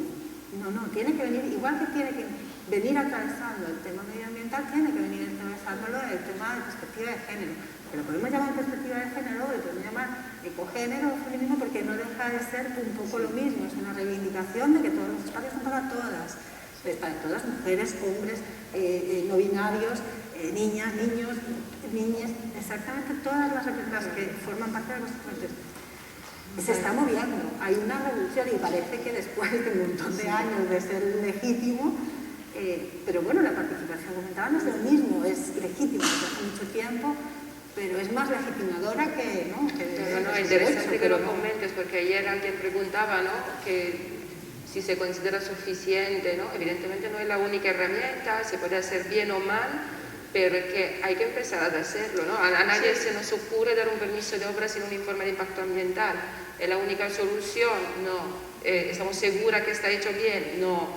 ¿Podemos dejar de hacerlo? No. Tenemos que seguirlo haciendo, ¿no? Y la misma cosa con los informes de impacto de género. Pero, ¿por qué digo esto? Yo no digo que tengamos que hacer los proyectos por urbanismo, no he dicho eso. Pero, sin embargo, sí me llama la atención que urbanismo nunca esté. Ese es el tema, ¿no? De hecho, luego a lo mejor me arrepiento, pero yo, aunque trabajamos mucho con participación, sigo sin entender por qué, bueno, a ver si se entiende esta metáfora. Hay una consejería de participación, ¿cómo puede ser? Si debería estar en todos lados, debería como diluirse y meterse, va un poco por ahí, ¿no? Entonces, ¿por qué digo esto? Porque para las personas que a lo mejor, es muy probable que ustedes estén haciendo proyectos sociales que tengan todo que ver con urbanismo y no lo llaman así. Eso ya de primeras. Porque es que pasa, o sea, es el espacio, como decía antes, donde nos ha tocado vivir. Pero, ¿por qué digo esto? Los planes urbanísticos, los proyectos urbanísticos, los proyectos de arquitectura no son proyectos que se hacen en 3 meses, son proyectos que duran años. Entonces, claro, mover a ese mastodonte masculino, como chiste, pues es un poco como... es más sencillo meter los procesos urbanos en burocracias inmensas para invertir un montón de millones de euros que decir, ¿por qué no experimentamos? Entonces yo reclamo un poco que se experimente a saco, porque, por ejemplo, ¿qué pasa si los millones que se quieren invertir para ampliar un carril más o hacer la famosa rotonda del Padre Anchieta para intentar como reducir el atasco del norte al sur, perdón, del norte a la zona metropolitana? ¿Qué pasa si durante 3 meses quintuplicamos el sistema de guaguas, las hacemos gratis y vemos qué pasa? Es que, de verdad, no se experimenta. Entonces yo creo que en ese aspecto... que pregunten a las vecinas, que pregunten también a las vecinas, porque Padre Anchieta en concreto es un punto peligroso, claro, y totalmente inseguro y caminable. O sea, claro, que además es peatonal, claro, se usa, tiene uso cotidiano. Pero yo sobre todo la intervención flexible, me parece una clave fundamental. Y, o sea, a mí me ha tocado trabajar con la oficina de urbanismo, porque cuando trabajaba en movilidad no les quedaba más remedio que trabajar conmigo. O sea, básicamente, o sea, además, o sea, yo creo que hubo un momento que sentía al principio cuando empecé a trabajar en el ayuntamiento como un rechazo súper fuerte hacia mí porque era una chica joven, feminista, socióloga, además ni siquiera era arquitecta, que si hubiera sido arquitecta a lo mejor me hubieran aceptado un poco mejor al principio. Es que encima ni siquiera era arquitecta, ¿sabes? Entonces, nosotras, como me tenían que aceptar por narices porque era la directora de movilidad y me tenían que escuchar sí o sí, pues entonces durante años, o sea, nosotros estuvimos ahí trabajando pico y pala con ellos para intentar que todas las intervenciones que se hiciesen desde el urbanismo fuesen intervenciones flexibles. Es decir, intervenciones, tú puedes cambiar una calle con 2 maceteros gigantes, cerrándola al tráfico. Vemos lo que pasa, vemos si la gente hace algo con la calle, si le gusta, si no le gusta. Y cuando ya tengamos claro, cuando la gente haya vivido, porque muchas veces para decidir qué quieres con una calle, no puedes trabajar en abstracto sobre esa calle. La gente no puede trabajar siempre en abstracto. A lo mejor necesitas transitarla a pie durante 1 mes, 2 meses, poner tu silla de casa en la carretera, andarla con bici y todo eso, para luego tú decir, ah, pues yo quiero que, mira, esto aquí no me gusta, es mejor que pongáis esto, prefiero que tal. Entonces, las intervenciones flexibles. O sea, yo creo que es como algo con lo que hay que trabajar un mogollón con las oficinas de urbanismo. Hay que hacer intervenciones flexibles, que la gente viva el espacio, que lo viva y sobre esa vivencia que luego participe en el proceso. Los procesos de intervención no duran 1 año, como tú dices, duran años. Claro. Y pueden durar esos años, con participación y con vivencia. Yo lo que me he dado cuenta es que al final, para estas áreas administrativas que parecen, ¿no?, como dinosaurios, que caminan despacito, cada vez que dan un paso se lo piensan mucho, ¿no?, como que están todavía arrastrando esos procesos tan lentos y que se van quedando obsoletos. Para mí es fundamental el marco legal. Y hace 2 años me hubiera reído si alguien decía esto del marco legal, pues si lo que necesitamos son ciudades. Pero al final me he dado cuenta que es la única manera de poder entrar en áreas que van a un ritmo sumamente lento. Cuando entras desde el marco legal, cuando ha habido un precedente de una sentencia que dice que ese plan no está cumpliendo la transversalidad del género o no está cumpliendo en temas ecosostenibles, cuando vas con la ley por delante, ya no te pueden mirar como una mujer joven, socióloga, feminista.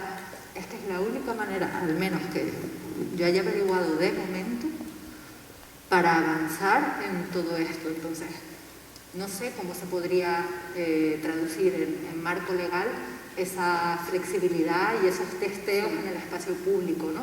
Pero a lo mejor sí se podría ir metiendo más normativa de participación, más normativa, perspectiva de género, o sea, que esas áreas de urbanismo tengan en cuenta que no solo la ley del suelo, ¿no?, la ley de planificación urbana, las planificaciones urbanas y el plan especial que le afecta a este barrio.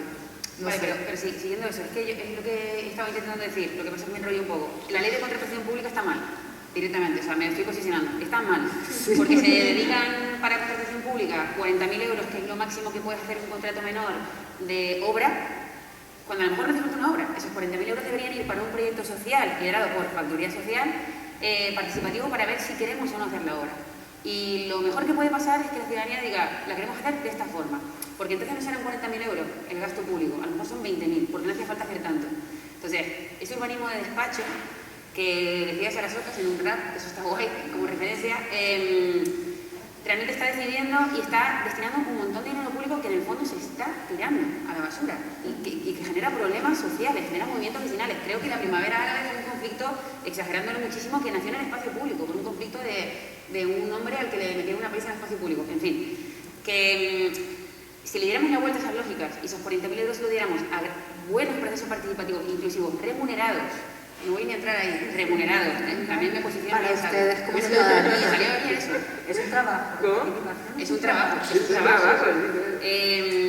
Y se empezara a cambiar toda esa lógica, empezaríamos a ver que el urbanismo puede ir mucho más rápido, puede trabajarse desde la emergencia y que puede ser más diverso y que no va a generar problemas en el espacio público. Entonces, yo creo que hay un gran problema, y ya, bueno, no creo, lo sé porque está pasando, de esos millones, 10.000 millones que le han dado a España como primer país para cambiar las políticas públicas después del COVID, no se están pudiendo ejecutar. Y yo creo que es que no se va a haber un montón de problemas porque no se puede hacer llegar ese dinero por la ley de contratación pública. Entonces, a lo mejor es un poco técnico, pero me parece importante, aunque sea técnico, nombrarlo. Porque es que no se puede hacer llegar dinero a factorías sociales para que hagan más proyectos como de este tipo. Entonces, yo creo que eso ya es una propuesta de... Además, o sea, la ley de contratación está privilegiando a quien ya está dentro de la rueda, a Totalmente. quien ya tiene una experiencia, con lo cual las nuevas miradas, la gente que arranca con proyectos innovadores, se quedan al margen, está privilegiando la cadena entera. los tiempos, con lo cual lo que tú dices, baja en calidad, algunas veces se baja de calidad porque no da tiempo a generar un proceso participativo real, pero sobre todo el concepto de cómo participamos, que tú has nombrado como un trabajo remunerado, pero también es un proceso donde ya tiene que llevar un presupuesto asociado, ya tiene que ser... Hay unos precedentes para poder participar que la Administración no respeta, tal y como está planteado. Las concejalías que participan en igualdad tienen los presupuestos más bajos de los ayuntamientos. Eso ya para empezar. Yo creo que hay que ser valientes. La pregunta esta venía, ¿no? ¿Por qué le piden ustedes a los responsables y las responsables políticos? Yo les pido que sean, tú has sido responsable, Alexia, te pido. No, ya no. Que sea irreversible, que de verdad que es muy interesante y que luego sean valientes y confíen en esas experimentaciones y con los ojos bien abiertos. Y que la prueba da muchas pistas. Por ejemplo, la intervención de Heraclio ha sido positiva para algunas cosas, pero acaba privilegiando comercio. Es decir, se ha ocupado por terrazas, que vuelve a pasar en Península, en las plazas, bueno, en Península, en todas partes de Canarias, las plazas se ocupan por bares, pero no por niñas jugando en la calle. O sea, al final, el prueba y error va ayudando también a reconocer, pues, por qué están ocupando los bancos y por qué privilegia quien puede consumir, por bancos de reunión, por sombra, por espacios de juego. Me encantaría saber en ese proyecto que nombras, que seguro que tienen el dato, ¿cuánto dinero se han ahorrado a la larga? ¿Comprende? Seguro que se han ahorrado un montón de pasta. Bueno, me parece eso... Bueno, luego lo que se necesita en el proceso participativo también es tiempo, los recursos de tiempo. Siempre piden de hacerlo en muy pocos meses, como si fuese sencillo. Muy residual. Sí, como bueno, hacemos un par de reuniones, ¿no? Mientras todo es un proceso sociocomunitario, ¿no? Es cambiante continuamente, es complejo, tiene que tener un ritmo pausado, algo no funciona, hay que replantearlo. Y muchas veces lo que nos falta, aparte de los recursos económicos que no se destinan, es el recurso de tiempo. Yo creo que simplemente para no entender bien lo que conlleva el proceso participativo, pero todos los beneficios que puede tener en el largo plazo. Bueno, para poner una nota positiva, tenemos muchas personas de las áreas de urbanismo en esta jornada, mucha más de la que nos esperábamos. Entonces, bueno, es una nota positiva, ¿no? Mucha más de lo que nos esperábamos. Entonces, quizá, ¿no? Que hay nuevas sensibilidades por ahí, ¿no? Y también la administración pública se está enfrentando a eso para el acceso a la línea de subvenciones supranacionales. No pueden no trabajar desde la transversalidad en equipos interdisciplinares, sin proceso participativo. Entonces, para cerrar con una nota positiva, quiero decir que creo que esto, quieran o no, va a cambiar y muy rápido, porque si no se quedan estanqueados sin proyecto y sin fondo.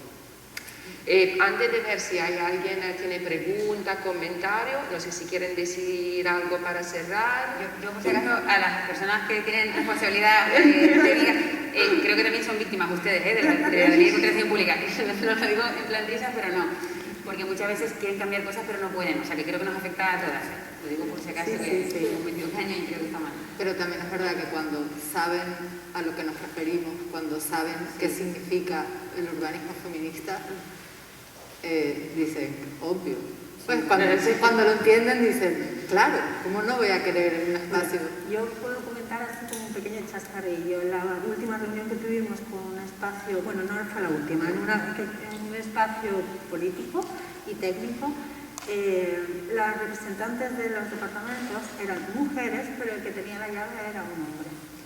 Y es una fórmula que se suele repetir, es decir, en la secretaría, ¿no? Lo que es la gestión económica, la suele tener una persona que a lo mejor no ha dado ese paso de construirse, que no por género hay que tampoco ser real, pero sí que es cierto que es un perfil que responde más a el champiñón este que hemos hablado mil veces, ¿no? Aquel persona blanca, Entonces, si tenemos reproducidas todas esas mismas situaciones en todos los espacios de decisión, contratación o urbanismo suele ser bastante potente así, damos ánimo a las mujeres para que cojan estos órganos de poder.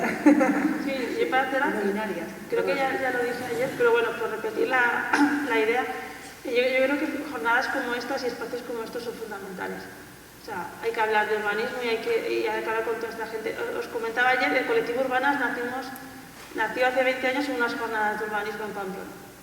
O sea, un montón de mujeres escucharon hablar de este tema y decidieron hacer pues, una asociación para seguir, que otras mujeres que no habían estado en las jornadas, porque pudiesen seguir trabajando.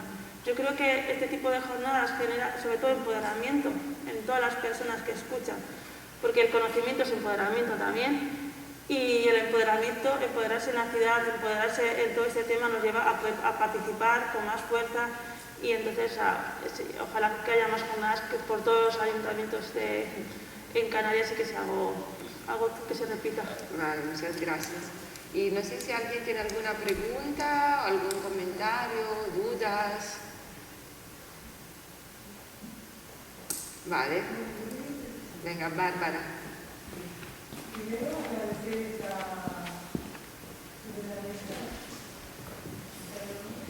han abordado, ha estado de un gran valor. Agradecer a Factoría Social y a todas aquellas organizaciones que la han hecho posible y a todas ustedes. Muchas gracias. Mi pregunta, bueno, han abordado temas importantísimos. El último del ecofeminismo, pues importantísimo, el de la participación, el de los cuidados, claro está.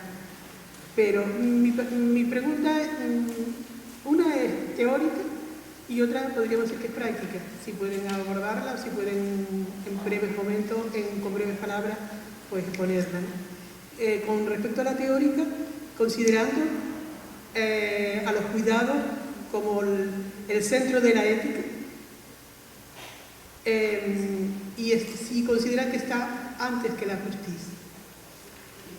Los cuidados como la ética básica, o sea, dentro de la ética son los cuidados primero que nada, ¿no? Incluso antes que la justicia objetiva, claro. Y luego la segunda pregunta es práctica. Entonces no entendieron bien la pregunta. Sí, es un poco... O sea, a veces no metemos los cuidados dentro de la ética. No estamos acostumbrados a meter los cuidados dentro de la ética. Y considerando que la ética, que los cuidados es, si no hay cuidados no hay ética,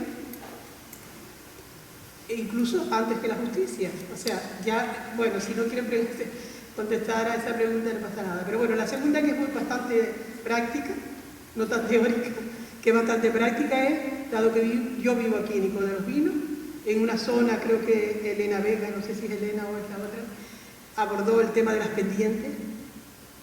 De las pendientes, vivimos en una ciudad con muchas pendientes, no solamente en Ico, sino en La Orotava, bueno, hay bastante aquí en Canarias, ¿no? ¿Cómo abordaría, si podría decir, esbozar algo, si has trabajado algo sobre las pendientes, sobre algún tipo de acción que haga esas pendientes más amables, más asequibles, más cuidadosas, sobre todo de una forma más inclusiva? Muchísimas gracias y me alegro mucho de que estén por aquí. Gracias. Yo sobre la primera pregunta, porque la segunda no puedo contestar porque no conozco el espacio. La primera, si no te he entendido bien, es si consideramos que hay que poner los cuidados por encima de la justicia, incluso tal.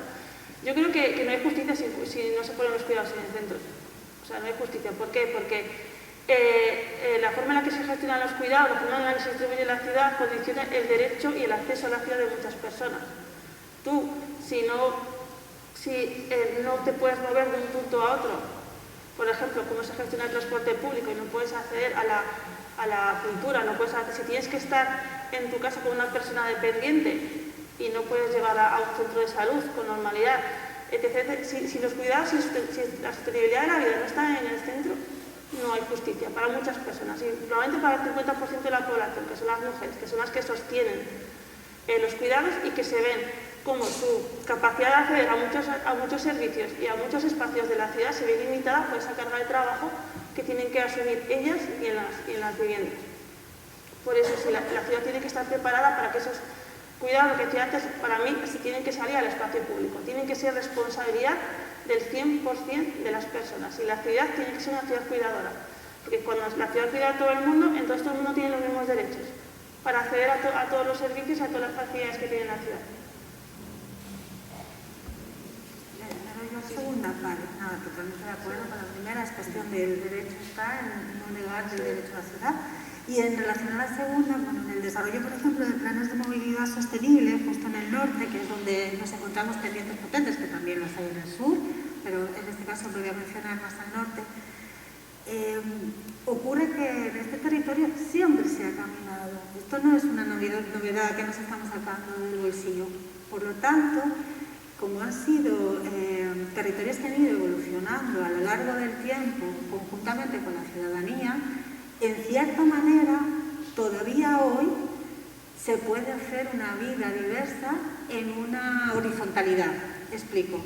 Normalmente están atravesados, ¿no?, y desarrollados en sentido vertical, por lo cual las pendientes son bastante complicadas de gestionar, de más del 20%, tenemos los rodeos por la rutada y por todo. Bueno, para venir caminando desde el coche aquí nos hemos pegado la pechadita. Pero por otro lado, como siempre sí ha sido caminado, obviamente se caminaba hasta el sur, pero no voy a llegar a ese punto, siempre ha habido horizontales que han ido comunicando intermunicipalmente, o sea, desarrollos, comunicaciones que gestionaban incluso a lo largo de todo, de varios municipios. Por ejemplo, puedo decir que, si no me equivoco, en La Guancha no se entierra todo el mundo en La Guancha, sino que se utiliza el municipio para al lado porque está más cercano, porque su comunicación histórica siempre ha funcionado así. ¿Qué pasa? Que como hemos privilegiado históricamente desde hace no tanto tiempo al coche, ahora esos caminos se han vuelto inseguros. Vemos gente caminando por la autopista, vemos gente caminando por todas las carreteras generales que recorren, ¿no?, digamos, los nortes y los sures, de una forma insegura. ¿Qué hay que hacer? Obviamente mejorar esas comunicaciones. Comentaba María que una fórmula de darte cuenta de que tu recorrido cotidiano no es puntual es que acabas diversificando. Todos los barrios tienen su ventita, pero también tienen que tener su farmacia, su guardería, porque es un derecho, tienen que tener su centro escolar, su referencia. ¿Qué pasa cuando son núcleos poblacionales muy dispersos y muy pequeños, donde no hay una densidad poblacional potente como para poner todos esos servicios? Está la intermodalidad, la guagua municipal, el micro, la guagua pública, los bonos sociales, porque no es solo que el transporte público tenga que formar parte de la nueva planificación o del cambio de paradigma de la planificación, sino que esta también tiene que ser justa, como lo mencionaba la compañera, tiene que ser equitativa para todas. Que yo no pueda pagarme la guagua, pero tengo que ir a trabajar, es un problema para mí y para toda mi sociedad, para todo mi entorno, porque mi barrio se ve degradado por mi vulnerabilidad. Todo eso tiene que formar parte de lo mismo, pero sí se caminan. Ahora, hay relaciones en altura, hay experiencias interesantes, por ejemplo, en Gran Canaria, donde se utilizaban ella lo ha comentado también, claro, no sé si para pararse a descansar. No solo bancos, también pueden ser apoyos isquiáticos, que son esos, no sé si van a alguna parada de guagua, los hay, que simplemente te apoyas un poquito y ya descansas. Entonces depende de cómo sea la pendiente, cada 10, 15 metros, 20, 25 metros tendría que haber una zona de parada, y esas barandillas, esa es la medida más barata y la mínima para que cualquier persona pueda llegar a esa vía horizontal de la que habla Elena. Luego, otra acción que se puede combinar es que vayas por esa vía horizontal en llano, caminando hasta que encuentres una rampa accesible que sea la que te suba al siguiente lugar, ¿no?, que vaya conectando ese barrio que está todo en pendiente. Entonces, simplemente eso se estudia, dónde están las pendientes más suaves y dónde hay más espacio para poder hacer ese recorrido en rampa accesible, y generar todo comunicaciones horizontales que te vayan llevando a esa rampa. Y la tercera son micros chiquititos, lanzaderas que van comunicando en vertical todos nuestros pueblos. Entonces lo ideal es combinado, pero lo mínimo es barandilla y apoyo esquiático o un banquito para poder pararse a descansar en la subida. El pavimento que no resbale cuando llueve, sí, un pequeño sombra, agua, el acceso al agua, sí, hay un montón de cosas. ¿Ibas a acabar? Sí, nada, sobre las escaleras mecánicas hay precedentes en Colombia, en concreto en Medellín, que sí funcionaron muy bien para terminar con muchos casos de soledad no deseada. La escalera mecánica llevaba a zonas muy altas, con pendientes terribles, y fue la manera que encontraron de que esas personas tan mayores pudieran volver a participar de poder caminar su entorno próximo. Bajarles a una cota más llana, simplemente, ¿sabes? Perdona, que nos hemos ido un poco del tiempo, así que quería saber si hay alguna otra pregunta o comentario, porque si no, entonces vamos al descanso, ¿vale? Pues muchísimas gracias, nos vemos en un video.